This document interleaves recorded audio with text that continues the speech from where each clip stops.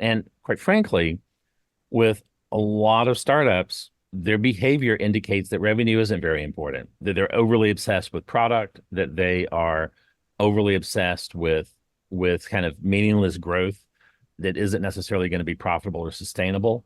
But if you're a revenue organization, the question is, what are the steps you do in order to be able to maximize the amount of revenue you can produce for the amount of dollars you're investing in revenue production, which Right. is a combination of sales and marketing.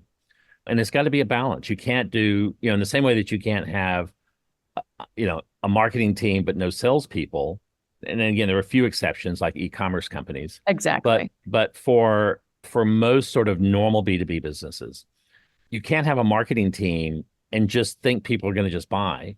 But at the same time, you equally well can't have just a sales team without marketing in there doing the stuff to make that sales team efficient. And uh, and going back to the thing about startups, my strong recommendation to because again, I come into a lot of startups that are pre-launch, and I'm there to help them with the initial product launch. Mhm. And my recommendation is always you need to start active, continuous marketing campaigns a full year before the product launches, because it's going to take 12 to 18 months of continuous presence in the market before anybody even knows you exist. Right. And you don't really need to hire a salesperson until fairly late in that process.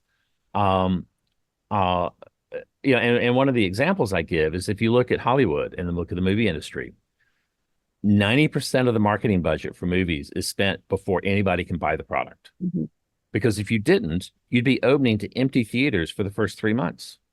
And if you're about to launch a product, the same thing is going to happen to you. You're going to be opening to the equivalent of empty theaters for the first 12 to 18 months if you haven't been out there in the market letting people know.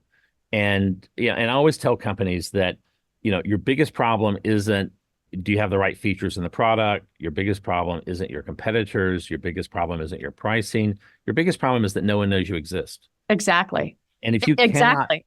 yeah, if you can't fix the no one knows you exist problem first, Yeah. nothing else matters. Everything you do after that, if you haven't fixed that problem, is going to be like trying to push a rope across a table. Yeah. You're going to have lots of effort and just no response.